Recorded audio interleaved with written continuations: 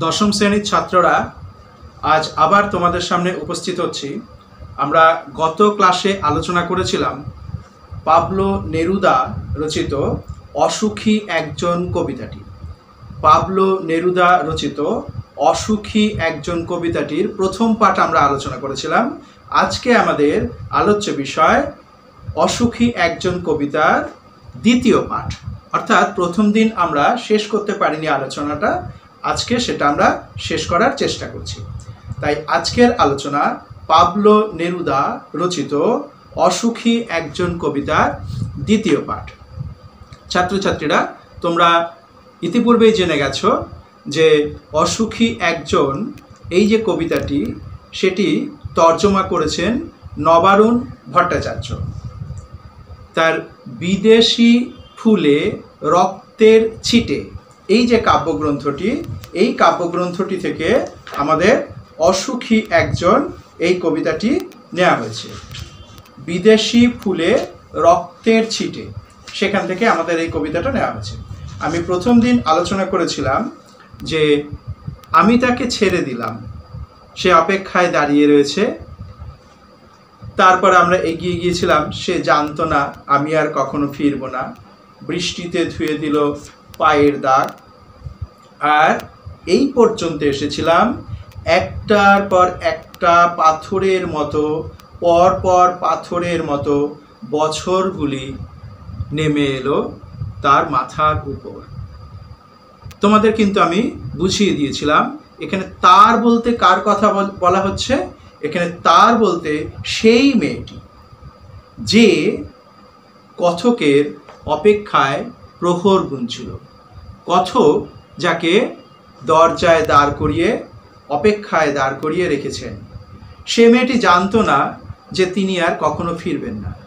এই কথককে হতে পারে একজন সৈনিক, কারণ আমরা কবিতার প্রেক্ষাপট আলোচনা করেছিলাম যে স্পেনের গৃহযুদ্ধ, সেই সময়কার একটা প্রেক্ষাপট এখানে উঠে এসেছে।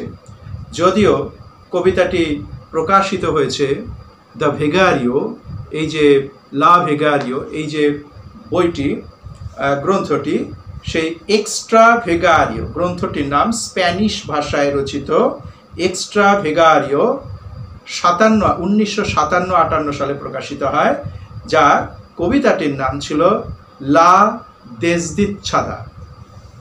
সেটারই ইংরেজি অনুবাদ দ্য আনহ্যাপি ওয়ান।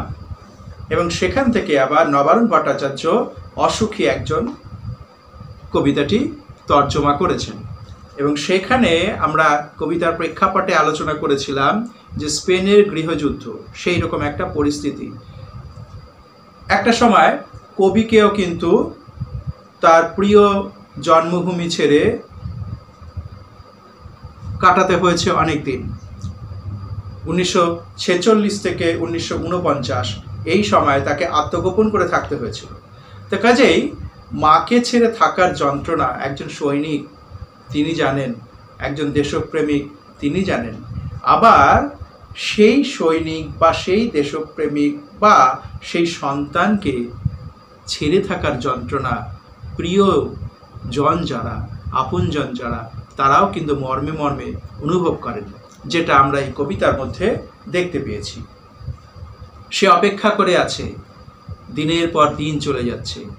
তারপরে কি হচ্ছে, পাথরের মতো যেন সময়টা তার মাথার উপরে চেপে বসছে। আসলে বছরগুলো নেমে এলো মাথার উপর, পাথরের মতো কঠিন, পাথরের মতো বোঝা, অপেক্ষার বোঝা যেন তিনি আর বইতে পারছেন না। কিন্তু তাকে তো বইতে হবেই। মা তো সন্তানের জন্য অপেক্ষা করবেই, প্রেমিকা তো প্রেমিকের জন্য অপেক্ষা করেই থাকেন, অর্থাৎ আপনজন তো আপনজনের জন্য অপেক্ষা করেই থাকবেন। সেইভাবেও সেই মেয়েটি হতে পারে প্রেমিকা, হতে পারে দেশমাতা, তিনি কিন্তু প্রেমিকের জন্য, দেশমাতা হলে সন্তানের জন্য তিনি কিন্তু অপেক্ষা করেই থাকেন। এরপরে আমরা আসি, তারপর যুদ্ধ এলো রক্তের এক আগ্নেয় পাহাড়ের মতো। তাহলে যুদ্ধ কিন্তু কখনো ভালো করতে পারে না। মানব সভ্যতার ধ্বংসের পথ দেখায় যুদ্ধ। ভাইয়ের সঙ্গে ভাইয়ের যুদ্ধ, আমার সঙ্গে তোমার যুদ্ধ, কিছু স্বার্থান্ধ মানুষের স্বার্থ সিদ্ধির জন্য এই যুদ্ধ। সাধারণ মানুষের কোনো মঙ্গল এই যুদ্ধের দ্বারা হয় না। তাই তো ধ্বংস হয়ে যায় নগর, ধ্বংস হয়ে যায় রাজপথ, কৃষিক্ষেত্র, সাধারণ মানুষের জমি জমা, সাধারণ মানুষ মৃত্যুর কবলে পতিত হয়। এখানে আমরা সেই ধ্বংসের ছবি দেখতে পাচ্ছি। তারপর যুদ্ধ এলো, আর সেই যুদ্ধ কেমন? রক্তের এক আগ্নেয় পাহাড়ের মতো। আগ্নেয় পাহাড় আমরা জানি, যেখান থেকে লাভা উদ্গীরণ হয়, সে হচ্ছে আগ্নেয় পাহাড়। আর সেই লাভা যখন ছড়িয়ে পড়ে পার্শ্ববর্তী অঞ্চলের যদি জনপদ থাকে, যদি জনবসতি থাকে, প্রাণী উদ্ভিজ্জ ইত্যাদি যদি থাকে, তাদেরকে ধ্বংস করে দেয়। তাই বলছে রক্ত আর যুদ্ধ যেন রক্তের হোলি খেলা। তাহলে সেই যুদ্ধকে কবি তুলনা করেছেন রক্তের এক আগ্নেয় পাহাড়ের মতো, যা কখনোই সৃষ্টি করে না, ধ্বংস করে, যা কখনোই জীবন দেয় না, জীবনকে কেড়ে নেয়। আর তাতে কি হলো? শিশু আর বাড়িরা খুন হলো। সাধারণ শিশু, যে আগামী দিনের ভবিষ্যৎ, যার উপরে নির্ভর করে থাকে দেশ, যা দেশের সত্যিকারের সম্পদ হতে পারত, সেই শিশুরা যুদ্ধের কবলে পড়ে, তারা মৃত্যুর মুখে পতিত হয়। আর বাড়িরা, এখানে দেখো বাড়ি জড় পদার্থ, তাই তো? বাড়ির তো প্রাণ নেই, কিন্তু বাড়িরা যখন কথাটা বলছেন কবি দরদের সঙ্গে বলছেন শিশুরা আর বাড়িরা খুন হলো, বাড়িরা খুন হলো, তখন কিন্তু তিনি বলতে চাইছেন এই যে বাড়ি, তাদের মধ্যেও যেন প্রাণের অস্তিত্ব আছে। কেনই বা থাকবে না? কত স্বপ্ন নিয়ে, সাধ নিয়ে তো মানুষ বাড়ি রচনা করে। আর সেই বাড়ি অর্থাৎ বাসা, যা আমাদের আশ্রয়স্থল। তাহলে আমাদের আশা আকাঙ্ক্ষা, আমাদের স্নেহ মায়া মমতা ভালোবাসা সব দিয়ে তো রচিত হয় একটি বাড়ি, স্বপ্নের বাড়ি, আমাদের শান্তির নীড়। তাহলে দেখতে সে জড় পদার্থ, কিন্তু প্রকৃত অর্থে তো তাকে আমরা জড়ের মতো ফেলে রাখি না। একটু যদি পুরনো হয়ে যায়, তাহলে সেই বাড়িকে তো আমরা মেরামত করি, আমাদের বাসের যোগ্য করে তুলি। তাহলে আমাদের কোথাও রং চটে গেলে কি করি? আবার নতুন করে তাকে রং করি। তাহলে সেই বাড়িটাও যাতে সুন্দর দেখতে হয়, তার জন্য তো আমরা সবসময় সদা ব্যস্ত থাকি। কারণ সেও তো আমাদের প্রাণের আপনের মতো, সে তো আমাদেরকে আশ্রয় দিচ্ছে, রোদ জল ঝড়ের হাত থেকে তো আমাদের বাঁচাচ্ছে। তাহলে তার মধ্যে তো আমাদের ভালোবাসা স্নেহ মায়া মমতা ইত্যাদি লুকিয়ে আছে, অন্তরীণ হয়ে আছে। তাহলে তারা কেন নির্জীব হবে? তাই সেই স্বপ্নের বাড়িরা যুদ্ধের কবলে কিন্তু পতিত হয় এবং ধ্বংস হয়ে যায়, তাদের মৃত্যু ঘটে। কিন্তু সেই মেয়েটির মৃত্যু হলো না। এই জায়গাটা কিন্তু খুব গুরুত্বপূর্ণ। সেই মেয়েটির মৃত্যু হলো না। প্রশ্ন আসে, কোন মেয়েটির মৃত্যু হলো না? কেন মৃত্যু হলো না? তাহলে সেই মেয়েটি বলতে কে? যে কথকের অপেক্ষায় প্রহর গুনছিল, যাকে কথক দরজায় দাঁড় করিয়ে রেখে এসেছেন, সেই মেয়েটি। তাহলে হতে পারে তিনি প্রেমিকা, হতে পারে তিনি দেশমাতা। তবে আমরা ব্যাপক অর্থে দেশমাতাই কল্পনা করব, কারণ দেশমাতার মৃত্যু হয় না। যদি মানবিক সত্তা হতো তাহলে তো তার মৃত্যু হবে। কিন্তু দেশমাতা যতক্ষণ দেশপ্রেমিক অর্থাৎ দেশের সন্তানগণ বেঁচে আছে, সেই সন্তানের মনের মধ্যে কিন্তু মা বেঁচে আছেন, সেই মা দেশমাতা। দেশমাতৃকা। তাই দেশমাতৃকার মৃত্যু হয় না। আর অন্যভাবে বলা যায়, যে মেয়েটি অপেক্ষা করে আছে আরেকজনের জন্য, সে তো তাকে ভালোবাসে। আমাদের এই বাহ্যিক দেহের পতন ঘটে, কিন্তু ভালোবাসা চিরকালীন, তার তো মৃত্যু হয় না। জন্ম পরম্পরায়, অর্থাৎ সভ্যতার যতই অগ্রগতি ঘটুক, সভ্যতা যতই বিজ্ঞানমুখী হয়ে পড়ুক, মানুষের প্রাণের আবেগ, তাকে কিন্তু ধ্বংস করা যায় না। কারণ আবেগ ধ্বংস হয়ে গেলে সভ্যতাও কিন্তু ধ্বংস হয়ে যাবে। সেই আবেগ, ভালোবাসা, স্নেহ, মায়া, মমতা, তার কখনো মৃত্যু হয় না। তাই যুদ্ধ পার্থিব অনেক কিছুকে ধ্বংস করতে পারে, কিন্তু ভালোবাসার মৃত্যু ঘটাতে পারে না। আর দেশ ও মাতৃকার মৃত্যু তো হয়ই না, কারণ যতক্ষণ দেশের সন্তান জীবিত আছেন, তার হৃদয়ে দেশ ও মাতাও জীবিত থাকবেন। তাই দেশ ও মাতার মৃত্যু হয় না। যুদ্ধের ভয়াবহতা কি? আমি প্রথমেই বলেছিলাম, একটি গুরুত্বপূর্ণ প্রশ্ন হতে পারে, তারপর যুদ্ধ এলো, যুদ্ধ কেন আসে? আলোচ্য কবিতায় যুদ্ধের ভয়াবহতার পরিচয় দাও। তাহলে যুদ্ধের ভয়াবহতার পরিচয়ের মধ্যে কিন্তু এই একটা হলো, রক্তের এক আগ্নেয় পাহাড়ের মতো যুদ্ধ আসে, শিশু আর বাড়িরা খুন হয়। যুদ্ধের ভয়াবহতার একটা দৃশ্য, ভবিষ্যৎ নষ্ট হয়ে যায়। সমস্ত ধরাতলে, সমস্ত সমতলে ধরে গেল আগুন। শান্ত হলুদ দেবতারা, যারা 1000 বছর ধরে ডুবেছিল ধ্যানে, উল্টে পড়ল মন্দির থেকে টুকরো টুকরো হয়ে। শান্ত হলুদ দেবতারা, সমস্ত সমতলে ধরে গেল আগুন। অর্থাৎ যুদ্ধ তো কোনো কিছুকে বাদ দেয় না। সমতলবাসীদের যুদ্ধ গ্রাস করবে না, কৃষিক্ষেত্রকে গ্রাস করবে না, তা তো হয় না। যুদ্ধ সমতলকে আগুন ধরিয়ে দেয়, সমতলের জীবনযাত্রাকে ধ্বংসের পথে নিয়ে যায়, কৃষিক্ষেত্রকে ধ্বংস করে ফেলে। আর সেই শান্ত হলুদ দেবতারা, অর্থাৎ মন্দিরে মন্দিরে যে দেবতারা ছিলেন, তাদেরকেও কিন্তু যুদ্ধ রেহাই দেয় না। যুদ্ধ যখন হয়, তখন কিন্তু কে ভালো কে মন্দ এইসব বিচার করে না। যুদ্ধের অস্ত্র যখন পরে বর্ষিত হয়, তোমরা জানো ক্ষেপণাস্ত্র, আমি তাই সংক্ষেপে বলছি যুদ্ধাস্ত্র, তখন যে কোনো মানুষ, যে কোনো ভূমি ধ্বংস হয়ে যেতে পারে। শান্ত হলুদ দেবতারা যারা মন্দিরে মন্দিরে অবস্থান করেন, তারাও কিন্তু যুদ্ধের কবলে পড়েন। তাই কবি বলছেন, যারা 1000 বছর ধরে ডুবেছিল ধ্যানে, উল্টে পড়ল মন্দির থেকে টুকরো টুকরো হয়ে, তারা আর স্বপ্ন দেখতে পারল না।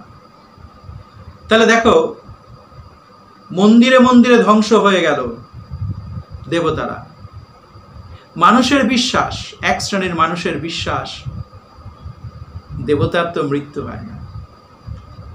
মনের মধ্যে যে থাকে তার মৃত্যু হয় না, কিন্তু তাকে যদি আমরা ইট পাথরের জঙ্গলে পরিণত করি, ইট পাথরের গণ্ডির মধ্যে গণ্ডিবদ্ধ করে দিই, প্রকৃতপক্ষে তো তার মধ্যে প্রাণের অস্তিত্ব থাকে না। ঈশ্বর তো মানুষের মনের মধ্যে অবস্থান করেন, ওই ইট কাঠের জঙ্গলে তো তিনি অবস্থান করেন না। তা এখানে কিন্তু কবি সচেতনভাবেই ওই যারা মনে করে যে দেবতা আমাদের রক্ষা করবেন, তাদেরকে কিন্তু একটু বিদ্রূপী করলেন। তিনি কিন্তু এ কথাটা বোঝাতে চেয়েছেন, সভ্যতা যখন ধ্বংসের মুখে থাকে, তখন কিন্তু সে ভালো মন্দ কোনো কিছুকে বিচার করে না, সব কিছুকেই ধ্বংসের দিকে নিয়ে যেতে চায়। যুদ্ধ সব কিছুকেই ধ্বংসের দিকে নিয়ে যেতে চায়। তাই দেবতারাও কিন্তু সে সময় নিজেরাও রক্ষা পেলেন না, মানুষকেও রক্ষা করতে পারছেন না, সেই সঙ্গে সঙ্গে ধ্বংস হয়ে যাচ্ছে। তারা স্বপ্ন দেখতে পারলেন না, অর্থাৎ আরো অনেক দিন তারা বেঁচে থাকবেন,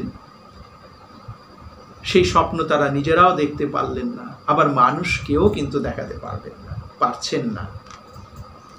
সেই মিষ্টি বাড়ি, অর্থাৎ আমাদের মনের মাধুরী দিয়ে তৈরি করা সেই বাড়ি, সেই বারান্দা, যেখানে আমি ঝুলন্ত বিছানায় ঘুমিয়েছিলাম, কবি যেন, কথক যেন স্মৃতি কথায় ফিরে আসছেন। সেই সুন্দর বারান্দা, ঝুলন্ত বারান্দা, সুন্দর তার বাড়ি, গোলাপি গাছ, ছড়ানো করতলের মতো পাতা, চিমনি, এগুলো হচ্ছে মনের বিলাসিতা, মনের সৌন্দর্যের চেতনা। যে সৌন্দর্য দিয়ে, যে মনের মাধুরী দিয়ে তিনি তার আবাস স্থানটিকে সুন্দর করে তুলেছিলেন, মনের মতো করে তুলেছিলেন।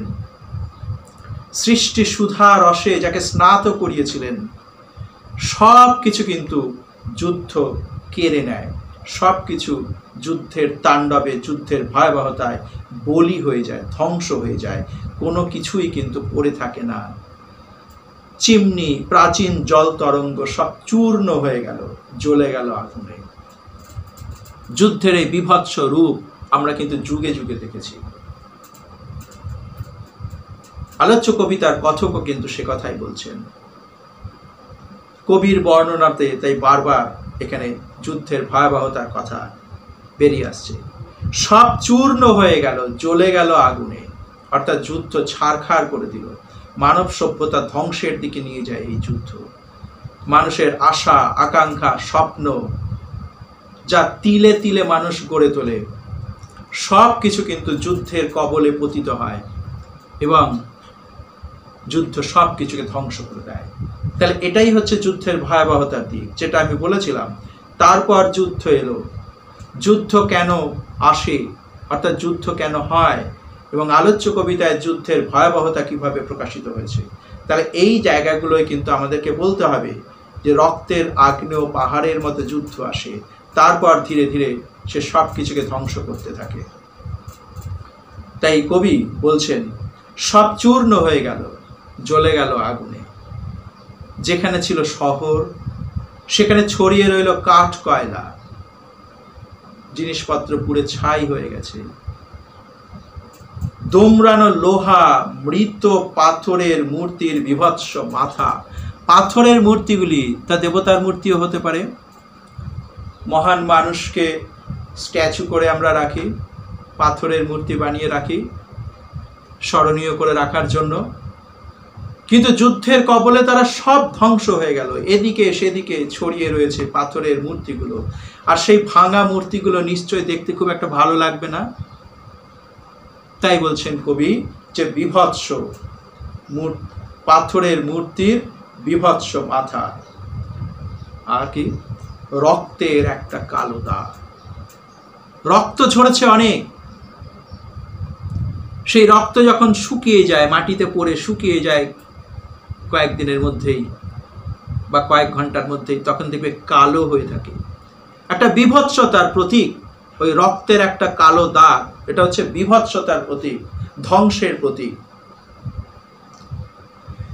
রক্তের একটা কালো দাগ, ওই রক্তের একটা কালো দাগ, এই কথার মধ্যেই কিন্তু বোঝা যেতে পারে যে কতটা ধ্বংস হয়েছে, রক্ত ঝরেছে যুদ্ধের তাণ্ডবে। কিন্তু সেই মেয়েটি আমার অপেক্ষায়। আগেও একবার বলা হয়েছে সেই মেয়েটির মৃত্যু হলো না, কবিতাটা শেষও হলো সেই দিয়ে, সেই মেয়েটি আমার অপেক্ষায়। তাহলে সব কিছু ধ্বংস করে দিচ্ছে যুদ্ধ, মেয়েটিকে ধ্বংস করতে পারছে না। তাহলে এখানেই দেখো নিজেরাই অনুভব করতে পারবে, সে যদি আমাদের মতো চামড়ার দেহের হতো তাহলে তার মৃত্যু হবে, কিন্তু সে যদি আমার দেশমাতা হয়, সে তো আমার অণুতে, পরমাণুতে, আমার সত্তায় জড়িয়ে আছে। আমি যতক্ষণ বেঁচে আছি তার কিন্তু মৃত্যু হতে পারে না। কারণ সন্তানের মধ্যেই তো দেশমাতা জীবিত থাকেন, তার মনের মণিকোঠায়। তাই সেই মেয়েটি বড় আপনজন হতে পারে, প্রিয়তমা হতে পারে, কিন্তু ব্যাপক অর্থে তিনি দেশমাতা। তাই ছাত্রছাত্রীরা, তোমরা যদি প্রিয়তমা লেখো, সেখানে কিন্তু দেশমাতা, ব্যাপক অর্থে দেশমাতা লিখে দেওয়াই শ্রেয়। উত্তরটা পূর্ণতা পায়। নিজেরাই ভেবে দেখো, মানুষের তো মৃত্যু হয়, কিন্তু দেশমাতা তিনি তো সন্তানের মনের মধ্যে থাকেন। আমি ধরো ভারতবর্ষের মানুষ, ভারত মাতা আমার মা। আমি যদি আমেরিকায় থাকি, সেখানেও কিন্তু আমার জন্মভূমিটাই ভারত মাতাই। আমি যেখানেই থাকি, আমার মনের মধ্যে কিন্তু আমার দেশমাতা বেঁচে আছেন। তাই তার কিন্তু মৃত্যু হয় না। আর দেশমাতা সবসময় কি চান? সন্তান ফিরে আসবেই, তাই তিনি অপেক্ষায় থাকেন। তোমরা নবম শ্রেণীতে পড়েছ আবহমান কবিতাটি, নীরেন্দ্রনাথ চক্রবর্তী। সেই একগুয়েটা, সেই একগুয়ে মেয়েটি, অর্থাৎ জন্মভূমি মা, সে আশায় থাকে সন্তান ফিরে আসবে। তাহলে দেখো, সাহিত্যের বিভিন্ন জায়গাতেই কিন্তু দেশমাতার বন্দনা করা হয়, এবং দেশমাতা তিনি কিন্তু আমাদের মনের মধ্যে বেঁচে থাকেন। তাহলে যুদ্ধ সব কিছুকে ধ্বংস করতে পারে, কিন্তু সন্তানের মনের মধ্য থেকে দেশমাতাকে সরিয়ে দিতে পারে না। তাহলে এটাই হলো কবিতাটির যে বিশ্লেষণ আমি করলাম। নিশ্চয়ই তোমাদের বুঝতে কোনো অসুবিধা নেই। তাহলে এখান থেকে কয়েকটি প্রশ্ন, যেগুলো তোমাদের আলোচনার মধ্য থেকেই আমি বারবার আলোচনা করেছি, দু একটি প্রশ্ন তোমরা টুকে নাও। প্রথম প্রশ্ন, তারপর যুদ্ধ এলো, যুদ্ধ কেন হয়? আলোচ্য কবিতায় যুদ্ধের ভয়াবহতার কোন পরিচয় পাওয়া যায়? তারপর যুদ্ধ এলো, যুদ্ধ কেন হয়? আলোচ্য কবিতায় যুদ্ধের ভয়াবহতার কোন পরিচয় পাওয়া যায়? প্রশ্ন নম্বর 2, বৃষ্টিতে ধুয়ে দিল আমার পায়ের দাগ। বৃষ্টিতে ধুয়ে দিল আমার পায়ের দাগ। প্রসঙ্গ সহ উক্তিটির তাৎপর্য আলোচনা করো। প্রসঙ্গ সহ উক্তিটির তাৎপর্য আলোচনা করো। প্রশ্ন নম্বর 3, সেই মেয়েটির মৃত্যু হলো না। সেই মেয়েটির মৃত্যু হলো না। আলোচনা করেছি আমি। মেয়েটি কে? তার মৃত্যু হয়নি কেন? মেয়েটি কে? তার মৃত্যু হয়নি কেন? চতুর্থ প্রশ্ন, যেটা যে কোনো কবিতারই একটা প্রশ্ন, অসুখী একজন কবিতাটির নামকরণের সার্থকতা আলোচনা করো। অসুখী কিন্তু দুজনই। কথক মাকে ছেড়ে বা প্রিয়তমাকে ছেড়ে দূরে থাকছেন, তিনিও অসুখী। প্রিয়তমা বা দেশমাতা তার সন্তানের অপেক্ষায় প্রহর গুনছেন, সন্তান আসছেন না, তিনিও অসুখী। দুদিক থেকে এই আলোচনাটা করতে হবে। অসুখী একজন কবিতার নামকরণের তাৎপর্য আলোচনা করো। তাহলে অসুখী একজন কবিতাটি আজকের দ্বিতীয় পাঠ, তথা কবিতাটি আজকে শেষ করলাম। বিভিন্ন প্রশ্নের মধ্য থেকে প্রশ্নগুলোকে নিয়েও আলোচনা করেছি। তাহলে অসুখী একজন পাবলো নেরুদা রচিত অসুখী একজন কবিতাটির দ্বিতীয় পাঠ তথা কবিতাটির আলোচনা আমরা সমাপ্ত করলাম।